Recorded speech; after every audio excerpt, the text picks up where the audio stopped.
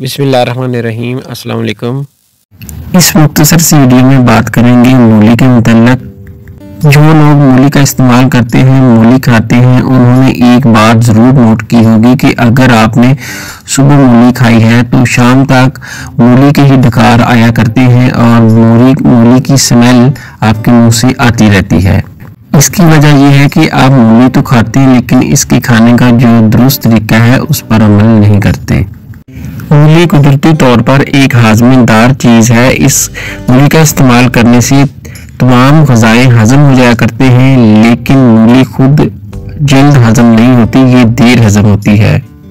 अगर आप किसी भी खाने के साथ इसको इस्तेमाल करते हैं बतौर सलाद, तो ये जो आपने खाना खाया है ये उसको जल्द हज़म कर देती है और आपके जिस्म बदन बनने में भी मदद करती है, लेकिन खुद हज़म नहीं होती। इसी वजह से इसके डकार और स्मेल आया करती है। तो जान लीजिए मूली खाने का जो दुरुस्त तरीका है वो ये है कि जब भी आप मूली खाएं, एक तो मूली को चबा कर खाएं, छोटा छोटा इसके पीस करके आप इसको निगलें, और दूसरी बात इसके साथ आपने मूली के पत्ते लाजमी खाने हैं। अगर आप पत्ते नहीं खाते तो आप गुड़ खा सकते हैं। मूली के पत्तों में ये सलाहियत मौजूद है कि वो मूली को जल्द हजम कर देते हैं। अगर आप पत्ते नहीं इस्तेमाल करते तो आप गुड़ की मदद से भी इसको हजम कर सकते हैं।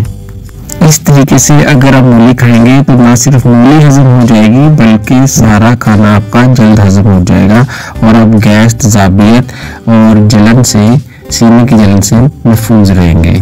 मूली के फ़वाइद के मुतल्लक तफसील से एक वीडियो चैनल पर मौजूद है, उसका लिंक नीचे डिस्क्रिप्शन में दे दिया जाएगा। अगर आप मूली के फ़वाइद जानना चाहें तो वो वीडियो देख सकते हैं।